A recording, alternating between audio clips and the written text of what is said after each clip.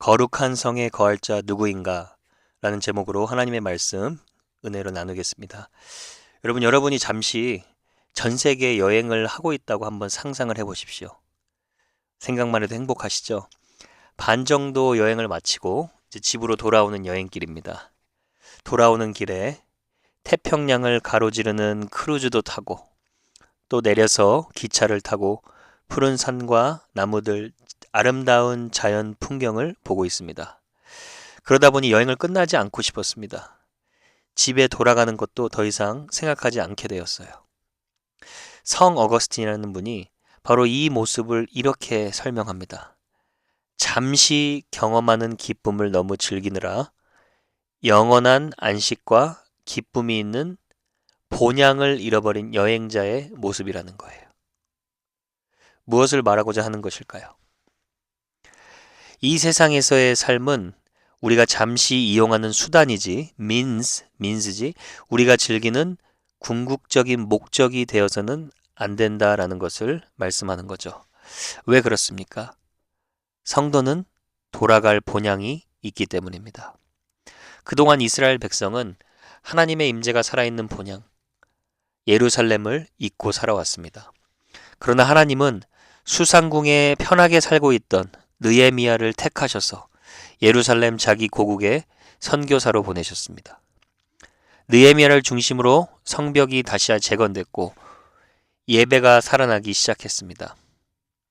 예배가 살아나니까 아이들의 찬양 소리가 다시 울려 퍼지기 시작했고 남녀노소 나이를 막론하고 하나님의 말씀대로 하나님을 다시 찾기 시작했습니다. 여러분, 하나님이 명하신 말씀대로 하나님을 찾는 것이 바로 우리 삶이 회복되고 치유되는 시작인 줄 믿습니다. 믿으시죠? 이제 이스라엘에게 남은 숙제가 하나 남았습니다. 그게 뭐냐면 7장 4절에 나오죠. 그 성읍은 광대하고 그 주민은 적으며 가옥은 미처 건축하지 못하였음이니라. 누가 이제 예루살렘에 거하냐는 거예요. 비장한 각오로 순정 서약서에 사인도 했고 그리고 이제 140여 년 동안 아무도 살지 않던 예루살렘에 이제 누가 사느냐, 이 숙제만을 풀어야 합니다. 여러분, 누구나 예배의 자리에서 감동을 받을 수는 있죠. 아멘이라고 화답하고 눈물도 흘릴 수 있습니다. 그런데 이제 더 중요한 것은 아멘 이후의 삶입니다. 이스라엘 공동체는 누구 하나 발을 빼지 않고 순종하기 시작합니다. 그리고 모든 공동체가 한마음으로 다시 하나님의 임재가 살아있는 예루살렘을 새롭게 세워나가기 시작합니다.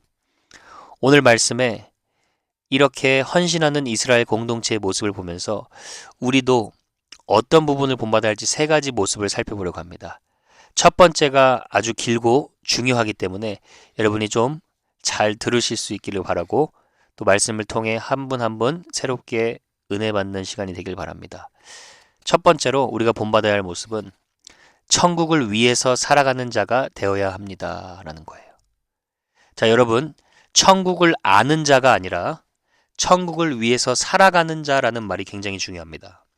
일단 이 포인트를 이해하려면 본문에서 반복해서 등장하는 표현을 한번 보셔야 합니다. 1절을 한번 같이 보실까요? 백성의 지도자들은 예루살렘에 거주하였고 그 남은 백성은 제비 뽑아 10분의 1은 거룩한 성 예루살렘에서 거주하게 하고. 여기서 어떤 말이 계속해서 반복적으로 등장했죠?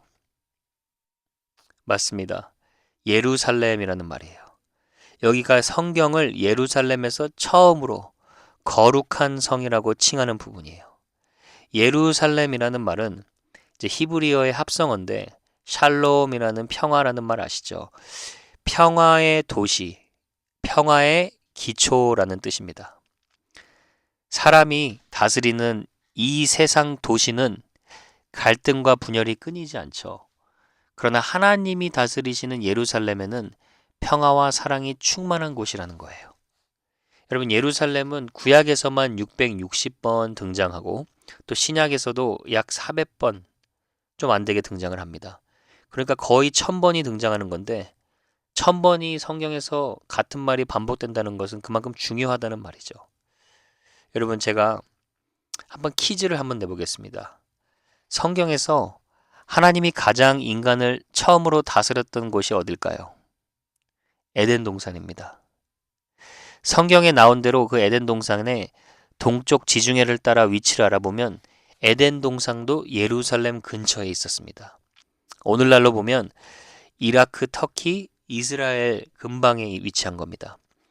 그런데 신기한 점은 여러분, 예수님이 죄가 없는 새 에덴 동산을 회복하시는 곳도 바로 십자가 자기 목숨을 내어주신 곳, 그것도 예루살렘입니다. 그래서 예루살렘을 생각할 때 우리가 조금 더 깊은 의미로 이해를 해야 되는데 3장 12절에 보면 이기는 자, 예수님을 믿는 자들을 말하죠. 이기는 자는 내가 하나님의 이름과 하나님의 성, 곧 하늘에서 내 하나님께로부터 내려오는 뭐라 그러죠? 새 예루살렘이라고 얘기를 해요. New Jerusalem. 그러니까 예루살렘은 여러분 단순히 유다 땅에 위치한 공간적인 의미만을 담고 있는 것이 아니라 하나님의 성도들이 영원히 거할 도시, 천국을 상징하는 의미를 담고 있다는 거예요. 자, 그런 의미로 이제 오늘 이스라엘 백성이 자신이 거주하던 지역을 떠나서 예루살렘에 이사 온다라고 하는 것은 어떤 변화가 일어난 것입니까? 우리가 죽어서 천국 가야지. 천국 좋은 곳이지. 예루살렘 좋은 곳이야. 라는 그런 단순한 생각에서 이제 우리가 예루살렘에 거주하면서 하나님의 영광을 회복하기 위해서 하나님의 영광이 이 땅에 드러나기 위해서 우리가 그곳에서 삶을 헌신하자 라고 결단을 한 거예요.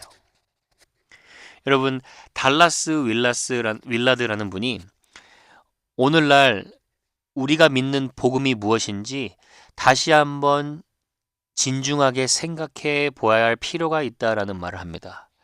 그러면서 하시는 말씀이 오늘 사람들이 죽어서 천국을 가고 싶어요 라고 누구나 원하지만 지금 당장 예수를 따르고 싶지는 않습니다 라는 식의 생각을 한다는 거예요. 그러니까 사람들이 그런 복음을 가지고 살아가면 예수님을 믿고 나서 그냥 단순히 천국 가는 것은 알고 있는데 예수님을 믿는 것 자체가 천국임을 모르는 경우가 너무 많다라는 거예요. 자, 여러분, 근데 잘 한번 생각해 보세요. 천국이 왜 천국일까요? 천국이 그냥 영원히 죽지 않고 건강하게 살 수 있어서 천국인가요? 만약에 여러분, 우리가 이 땅에서 하나님의 다스림을 받고 살아가는 것이 천국인지를 모르면 천국에 가서 영원히 산다 한들 그 천국의 기쁨을 어떻게 알 수 있겠습니까? 그래서 여러분, 오늘 이 부분을 잘 짚고 넘어가야 합니다. 왜냐하면 우리는 단순히 천국 가는 자가 아니에요. 천국을 위해서 살아가는 자예요. 이미 이 의미를 조금 더 와닿게 풀어보자면 천국을 위해서 살아간다. 여러분의 인생의 버킷리스트가 바뀌는 것이라고 표현할 수가 있어요. 사람의 가치관이 바뀌는 거죠. 여러분, 사람들이 다들 인생 버킷리스트 한두 가지는 갖고 살아가죠. 내가 소원하는 거, 내가 이루고 싶은 거. 저도 그런 버킷리스트가 있습니다. 저는 아이슬란드에 가서 그 하늘에 뜨는 아름다운 레인보우 오로라를 꼭 한번 보고 싶어요. 여러분도 그런 버킷리스트가 있으시죠? 그러나 그거는 저에게 해도 되고 안 해도 되는 겁니다. 제가 하나님을 믿는 하나님의 사람으로서 사실 여러분 우리 성도가 가져야 할 버킷리스트 생각보다 굉장히 단순해요. 성도의 버킷리스트는 첫 번째로는 마음과 목숨과 힘과 뜻을 다하여 주 우리 하나님을 사랑하는 거예요. 그리고 네 이웃을 네 몸과 같이 사랑하라. 이 지상 대위대한 명령을 중심으로 우리 인생의 스케줄을 재정비해 나가는 거예요. 그리고 두 번째로는 부활하신 예수님께서 하늘로 승천하시기 전에 주신 마지막 유언장 같은 메시지. 지상대 미션이죠. 하늘과 땅의 모든 권세를 예수님께 주셨으니 이 지상대 미션 같이 한번 읽어볼까요? 그러므로 너희는 가서 모든 민족을 제자로 삼아 아버지와 아들과 성령의 이름으로 세례를 베풀고 내가 너희에게 분부한 모든 것을 가르쳐 지키게 하라. 볼지어다 내가 세상 끝날까지 너희와 항상 함께 있으리라 하시니라. 예수 그리스도를 믿고 예수 그리스도를 사랑하고 예수 그리스도를 알도록 제자를 삼는데 내 삶을 드릴 때 하나님이 세상 끝날까지 우리와 항상 함께 하심을 알게 된다는 거예요. 그래서 천국은 어디 멀리 있는 것이 아니라 미래에만 경험하는 것이 아니라 이 땅에서 경험할 수 있다는 거예요. 여러분, 제가 이 말씀이 조금 더 와닿게 한 가지 예를 더 들어보겠습니다.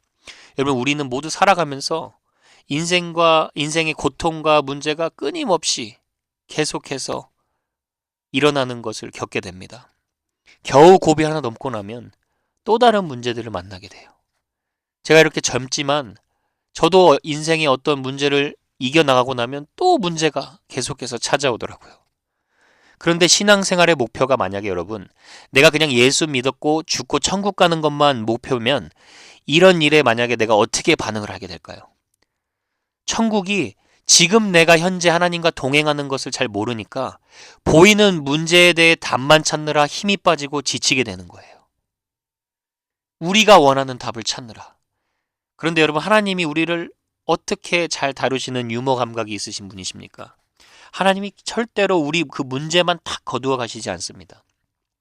문제를 통해서 하나님을 더욱 간절히 붙들게 하시고, 그리고 문제를 지금까지는 내가 해결하려고 노력했지만 하나님의 방법으로 해결받는 법을 배울 때까지 문제를 남겨놓으십니다. 그러니까 예수님 믿는 게 죽고 나서 천국 가는 거다라고만 생각하면 문제 속에서 발버둥 칠 수밖에 없지만, 예수님 믿는 것이 예수님과 동행하는 것이라고 생각하면 내 주 예수 계신 곳이 그 어디나 하늘나라라는 이 찬양을 비로소 이해할 수 있게 된다는 거예요. 여러분, 반대로 생각해 보세요. 하나님을 마음을 다하여 사랑하는 것이 신앙생활의 목표가 된 사람, 그 사람은 같은 문제에 어떻게 반응할까요? 한 무명의 성도가 이런 믿음의 고백을 해요. 예배란 내가 답을 찾지 못할 때에도 하나님을 찾는 것입니다. 다시요. 예배란 내가 원하는 답을 찾지 못할 때에도 하나님을 찾는 것입니다. 예배자로 살아간다는 거예요. 답을 찾지 못해도 하나님을 꾸준히 찾는 것이 인생의 답임을 알고 나에게 주어진 삶의 환경들을 내가 믿음으로 받아들일 수 있는 그런 마음의 여유가 생긴다는 거예요. 자, 다른 고백도 한번 들어보십시오. 모든 문제는 하나님을 더 잘 알 수 있는 기회이며 우리의 주된 싸움은 하나님을 잘 아는 것입니다. 여러분, 지금 예루살렘에 거주하려고 이사 오는 사람들이 지금 이 싸움을 하는 거예요. 머리로만 하나님을 알고 있다가, 아니면 내 방법대로 내 식대로 잘못 하나님을 믿고 있다가 말씀을 통해 은혜로 사람의 마음이 변화되고 나니까, 야, 이제 예루살렘 좋은 게 문제가 아니라 그 예루살렘에 아무것도 없어도 우리가 그곳에 가서 하나님의 나라를, 하나님께서 그 땅에 임하도록 우리가 그곳에서 믿음으로 정착해서 살아보자. 여러분, 한번 생각해 보세요. 이 결단은 굉장한 결단입니다. 예루살렘을 여러분 당시에 구글로 검색하면 not found라고 나올 정도예요. 폐허해요. 140년 동안 아무것도 없습니다. 상업적으로 또 경제적으로 모든 기반을 새로 시작해야 돼요. 학군 안 좋은 것은 말도 못할 뿐더러 별점을 달 수 있는 레스토랑도 하나 없습니다. 근데 그곳에 이사를 온다라는 거예요. 왜요? 이제 더 이상 그들에게는, 하나님의 성도들에게 천국이 더 이상 죽고 난 후에 갈 머나먼 공간적인 장소가 아니라 하나님의 내가 지금 다스림 아래 살아가는 것이 천국임을 알았기 때문입니다. 여러분, 우리 교회가 존재하는 이유도 바로 이것 때문입니다. 교회 한번 와보십시오. 목사님 친절하고 성도님들도 정말 친절합니다. 죄송합니다만 잘 몰라서 그렇습니다. 맞아요. 어느 정도는 맞습니다. 그런데 여러분, 친절한 거 얼마 많이 못 가요. 만약 교회 분위기가 좋으니까, 우리 교회 분위기 밝으니까 좋으니까 와보세요. 분위기가 달라지면 떠납니다. 그러나 여러분, 우리 교회에 발걸음 하시는 분들마다, 그리고 귀한 성도님들 여러분 한 사람 한 사람마다 무엇을 경험해야 되느냐? 내가 예수님 만나고 하나님의 사랑에, 하나님의 다스림에 살아가는 것이 천국입니다. 그거 제가 경험했어요. 이 예배 시간에 그것을 날마다 경험할 수 있어야 돼요. 그래서 어떻게 경험합니까? 예수 그리스도의 복음을 우리가 마음에 담고 살아가야 되는 거죠. 예수 그리스도께서 나를 위해 죽으셨기 때문에 내가 새 사람으로 새로 살아갑니다. 예수님이 나의 죄를 대신해서 십자가에서 대신 저주를 받으셨기에 나는 대신 영원한 하나님의 복을 받는 자로 살아갑니다. 예수님이 징계를 받음으로 나는 평화를 누리고 예수님이 채찍을 맞음으로 나는 궁극적인 치유를 받았습니다. 그래서 여러분, 지금 전신마비로 휠체어에 앉아있는 조니 에릭슨 타다 여성도님의 고백처럼 뭐라고 고백합니까? 천국을 이 땅에서 이미 경험하는 것을 기대하며 이미 경험하는 것을 선포하며 뭐라고 얘기하느냐? 나는 언젠가 천국에서 예수님이 주실 부활하신 새 몸으로 춤을 출 것을 기대하며 감사하고 살아갑니다. 그래서 여러분, 우리가 정말 하나님께 이 질문을 던져야 돼요. What kind of Jesus, what kind of God do we believe? 도대체 우리가 얼마나 존귀하고 영광스러운 예수님을 믿는 자들입니까? 그것이 천국이에요. 사랑하는 여러분, 우리 교회가 이 복음이 주는 기쁨과 능력으로 충만할 수 있기를 주님의 이름으로 축원합니다. 두 번째로 우리가 따라가야 할 삶의 모습은 자원하여 헌신하고 서로를 축복하는 자가 되어야 합니다. 자, 여러분 1절을 다시 한번 보겠습니다. 백성의 지도자들은 예루살렘에 거주하였고 그 남은 백성은 제비 뽑아 10분의 1은. 자, 여기까지만 읽겠습니다. 여러분 이 부분에 대해서 어떻게 생각하세요? 하나님이 왜 제비를 뽑게 하셨을까요? 이 부분에 대해서 해석이 다른 두 가지가 있는데 첫 번째 해석, 대부분의 해석들, 주석가들이 이 해석을 말합니다. 예루살렘이 먹고 살기 쉽지 않은 곳이니 갑자기 예루살렘에 가서 살아야 되니까 다 포기해서 발을 뺐다라는 거예요. 그러니까 하나님이 억지로 제비를 뽑아서 그 10분의 1을 보냈다라는 거예요. 근데 하나님이 억지로 제비를 뽑아서 억지로 보내시는 분이 아니겠죠. 두 번째 해석. 두 번째 해석은 생각보다 자원하는 사람이 너무나 많아서 그래서 제비를 뽑아서 그 중에 10분의 1만 예루살렘 성에 거주하게 했다라는 거예요. 무엇이 맞는 것 같으세요? 저는 두 번째가 맞는 것 같습니다. 왜냐하면 2절을 보시면 예루살렘에 거주하기를 자원하는 모든 자를 위하여 백성들이 복을 빌었느니라. 누구 하나 우리는 안 뽑혀서 다행이다. 우리가 저 십자가 앉아서 다행이다 라고 얘기한 게 아니라 그 10분의 1 예루살렘에 거주하는 사람들을 위해 모든 백성들이 기쁨으로 축복했다라는 거예요. 여러분 저는 이 아름다운 공동체의 모습을 보면서 시편 기자의 고백이 생각이 났습니다. 시편 84편 2절 내 영혼이 여호와의 궁정을 사모하여 새약하며. 보통은 내가 피곤하고 힘들어서 하나님을 찾게 되는데 이 시편 기자는 하나님의 임재를 찾고 사모하느라 오히려 몸이 새약해졌다는 거예요. 여러분 이게 지금 이스라엘 백성의 모습이죠. 은혜가 임하니까 사랑하는 대상과 헌신하는 대상이 바뀌는 놀라운 일들이 일어난다라는 거예요.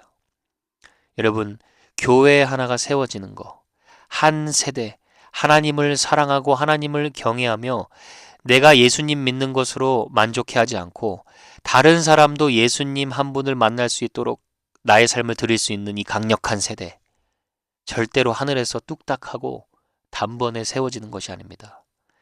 성도 한 사람 한 사람이, 한 공동체가 자원하여 헌신하며 희생할 때 가정과 지역과 한 세대를 변화시키는 선한 영향력을 끼치게 한다는 거예요. 우리 공동체가 그런 공동체가 될 수 있기를 축복합니다. 오늘 말씀 보면 10분의 9 그 남은 백성은 논 게 아니에요. 예루살렘 주위 마을 동네에 거주하면서 우리도 하나님의 일에 동참하겠습니다. 축복해 준 거예요. 마치 모세가 손을 들고 지팡이를 가지고 기도할 때 아말렉 원수들과 싸울 때 피곤하여 손이 내려옵니다. 그때 옆에서 모세의 손을 받쳐준 아론과 홀처럼 하나님 저 성도님이 앞장서서 저 일을 감당하는데 저는 저분이 저 일 잘 감당할 수 있도록 기도로 돕겠습니다. 또 다른 방법으로 제가 함께 하나님의 나라를 위해 힘쓰겠습니다. 여러분 제가 이 모습들을 우리 교회 안에서 굉장히 작지만 보고 있습니다. 별거 아닌 것 같지만 여러분 우리 장년부 분들이 얼마나 맛있는 점심 식사를 늘 대접해 주십니까? 아멘이십니까, 여러분? 또 그것에 감동해서 우리 청년분들이 가만히 있을 수 없지 하고 서로 설거지를 하겠다고 대결을 해요. 참 별거 아닌 것 같지만 하나님의 전에서 내가 그릇 닦는 것도 내가 섬길 수 있어 감사하다라는 아름다운 교회의 모습이에요. 여러분, 제가 이 말씀을 묵상하다가 캘리포니아의 교회를 개척해서 아주 크게 성장시키신 리거렌 목사님의 스토리를 듣게 됐습니다. 참 감동적이었는데요. 어렸을 때 리거렌 목사님을 가르쳤던 주일학교 선생님이 계셨는데 그 선생님이 아이들을 가르치는 방법이 굉장히 특이했다라고 합니다. 아이들 한 명 한 명 돌아가면서 말씀 내용을 직접 읽게 하고 소리 내서 읽게 하고 그리고 그 말씀에 느낀 점들을 말하라고 시켰다고 합니다. 여러분, 우린 그럴 수 있죠. 아니, 선생님이 왜 직접 가르치시지 않고 저렇게 시키지? 알고 보니까 이 주일학교 선생님이 글을 읽을 줄 모르던 문맹이셨던 거예요. 그래서 당시 아이들이 돌아가면서 말씀을 읽고 느낀 점을 말하면 그 말씀의 내용을 가지고 한 명 한 명 안아주시면서 기도하고 축복해 주셨다라는 거예요. 그때 리거렌 목사님이 생각했다고 합니다. 만약 예수님이 살아계셔서 이 자리에 함께 계시면 딱 이 선생님 같았을 것 같다. 나도 예수님의 사랑을 전하는 목회자가 돼야지. 글도 읽지 못하는 선생님이시지만 주님을 사랑하는 그 목표 하나, 그리고 그 주님을 사랑하여 헌신하는 그 사랑에 녹아서 헌신할 때 한 명의 훌륭한 목회자, 한 시대 때 쓰임받는 귀한 목회자를 탄생시키는데 쓰임받은 거죠. 여러분, 하나님이요, 누군가 능력이 있어서 사용하시는 것이 아닙니다. 자신을 자원하여 아낌없이 하나님께 드리는 자, 그 사람을 하나님은 하나님의 능력으로 채우셔서 능력 있게 사용하시는 것입니다. 앞으로도 여러분, 우리 공동체에도 앞으로 할 일이 많아요. 우리 예수님 믿도록 돕기 위해 할 일들이 너무 많고 다음 세대들을 위해 우리가 잘 준비해야 됩니다. 앞으로 저와 여러분이 자원하는 심령으로, 그러나 드러나지 않는 섬김으로 아름답게 우리 자신을 드리는 공동체 되기를 소망합니다. 마지막으로 세 번째는 질서 있게 각자에게 주어진 사명을 감당해야 합니다. 지금 11장에 나온 이름들 중에 단 한 명도 유령처럼 빠져서 구경하는 사람이 없어요. 여러분, 느헤미야는 아시다시피 탁월한 행정가입니다. 믿음도 있고 실력을 겸비한 사람이에요. 그래서 또 각자 사람들을 잘 살펴보면서 그 각자 은사에 맞게 누가 어떤 일을 맡아서 해야 할지 적절하게 조직을 짜기 시작합니다. 그리고 백성들도 그 느헤미야의 지도력을 존중해서 따라갑니다. 여러분, 하나님은 무질서의 하나님이 아니에요. 섬김도 내가 하고 싶은 거 섬기고 내가 하고 싶은 대로 하는 것이 아니라 하나님이 주신 질서 안에 예수 그리스도의 말씀을 따라 각자의 사명을 감당할 때 교회가 아름답게 세워지는 거죠. 오늘 본문에 그런 모습이 드러납니다. 먼저 6절을 보시면 베레스 자손은 468명이라고 합니다. 이 사람들은 성전에 침략하는 자들을 지키는 용사로 서였다는 거예요. 교회를 지키는 것도 여러분, 목자와 성도가 서로 함께 지켜주는 거예요. 저는 목회자라는 게 이번 주에 참 신비한 게 다시 느꼈던 것이, 제가 신기하게 운전하다가 뭐 공부하다가 또 아니면 무엇을 사 먹다가 여러분의 얼굴, 성도님들 얼굴 한 명 한 명이 계속 그려지는 거예요. 뭐 마치 스토커처럼 이상하게 생각할 수 있지만 이상하게 제 마음에 여러분의 얼굴이 도장이 찍힌 것처럼 계속 여러분들을 제 마음에 품고 기도하는 신비스러운 은혜를 누려요. 왜 그럴까요? 하나님이 저에게 그렇게 신적인 사명을 맡겨주셨기 때문이에요. 한 몸이 되었기 때문이에요. 너무나 큰 은혜죠. 9절에 보면 또 하스누아의 아들 유다는 버금이 되어 성읍을 다스렸다. 버금이라는 말은 두 번째 이인자라는 말이에요. 제사장을 돕는 부제사장이라고 볼 수 있습니다. 교회에는 이런 분들이 정말 보물 같은 분들입니다. 자원해서 일하면서 앞장서는 자를 위해 돕지만 자기가 서열 2인자라고 생각하지 않고 그저 내가 하나님의 일을 참여할 수 있는 것에 감사함을 느끼며 영광스럽게 생각합니다. 이런 바나바와 같은 자, 2인자 바락과 같은 사사기에 나오는 그런 자들이 계속해서 세워져야겠죠. 그럴 때 하나님은 그 자들을 통해서도 일하신다는 것을 보여주시죠. 16절도 보면 레위 사람의 족장 요사밧, 그들은 하나님의 전 무슨 일을 맡았다고 하죠? 바깥 일을 맡았다라는 거예요. 누군가는 교회 안에서 필요한 일을 위해 중점으로 교회 안의 일을 합니다. 그러나 누군가는 교회와 세상을 연결시키는 일, 교회의 복음을 세상에 어떻게 하면 선한 영향력으로 연결시켜 헌신할 것인지 그것을 위해 일한다는 거죠. 느헤미야는 이렇게 적절하게 사람들을 잘 파악하여 은사대로 배치했고, 사람들은 그 느헤미야를 따라 정말 한 마음으로 하나님의 나라를 다시 함께 빌드업하기 시작합니다. 여러분, 우리가 여기서 한 가지 봐야 될 것이 있는데요. 게리 토마스라는 분이 영성에도 색깔이 있다라는 책을 쓰셨어요. 그래서 사람마다 9가지 다른 영적 기질이 있다라는 거예요. 여러분, 제가 한번 간단하게 소개해 볼 테니까 여러분이 어떤 기질을 가지고 있나 한번 생각해 보세요. 첫 번째는 자연주의자. 자연과 야외에서 하나님을 사랑하는 기질이 있는 자들이에요. 우리 교회는 아마 유 집사님이 맨날 자연을 보면서 아름다운 시적인 표현을 하지 않습니까? 근데 또 그런 거 자연 보면서 하나님은 정말 멋지신 분이 하는 사람 또 없는 사람도 많습니다. 그러니까 자연주의, 그리고 또 감각주의, 이 오감으로 다 느끼는 것으로 하나님을 사랑하고, 또 전통주의자, 조금 위험한 사람들이에요. 이분들은 의식과 전례, 예배로 오직 기도, 이거로만 하나님을 사랑해요. 물론 맞습니다. 또 금욕주의자, 나는 고독함을 누립니다. 나는 절제함으로 하나님을 사랑합니다. 그리고 행동주의자, 이 사람들은 다 참여하는 거예요. 불의를 보면 참지 못하고 싸웁니다. 이단 대책위원회 같은 분들이에요.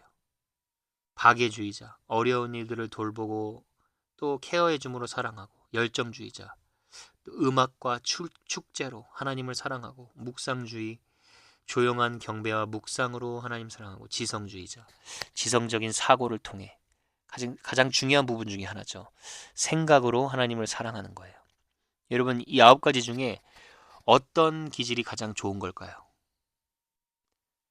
그 어느 하나도 다른 것보다 더 낫다라고 얘기할 수 없습니다.